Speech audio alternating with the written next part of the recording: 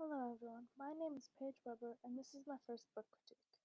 So my feature book is a Caldecott picture book called The Man Who Walked Between the Wires. It is about a street performer in New York City named Philippe. He saw these two towers being built in the sky and was determined to walk between them. However, he knew the police and the tower owners would never allow it.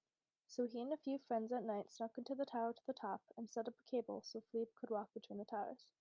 By the time they set it up, it was past dawn and Philippe started to walk. People started to stop and watch, and police officers went up to the roofs to try to get him to come down. However, instead, he spent his time running back and forth or laying down on the wire and only coming off of it when it started to rain. He was arrested, and then the judge sentenced him to give free performances in the park for the children.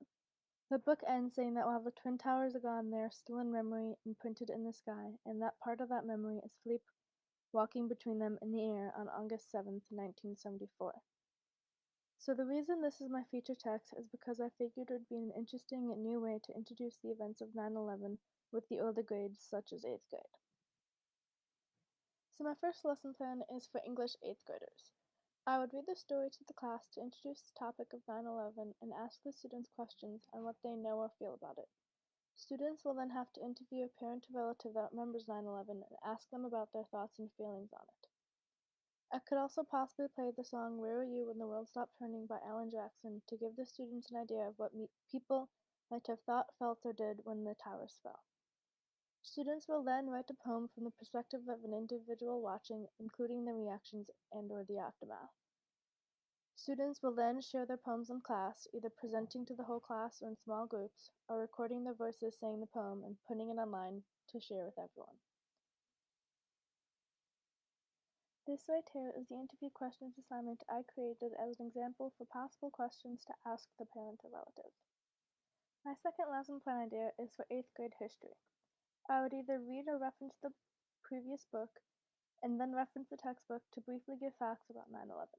The students will be using the interview questions from the English lesson and/or research to collaboratively write journal entries about the political, economic, and national security changes following the attack. There would be a minimum of 5 journal entries over a period of time starting from either before, during, or right after the attack, till days, weeks, or months after. There is a website called Journals that I briefly looked at that would be ideal for the students to be able to use and work together and communicate within the group. If that fails for some reason, Google Docs is an option too. If students can use the website Journals, I would be able to share the journal with the rest of the class, and they could share their thoughts and make comments. If that fails, the groups could present in front of the class and students can share thoughts or ask questions after the presentation. So the rest of the books. The Ugly Duckling, Joseph Had a Little Overcoat, Kitten's First Full Moon, A Sick Day for Amos McGee, Click, Clack, Moo, Cows That Type, Where the Wild Things Are, and Where the Buffaloes Begin were all interesting and fun to read.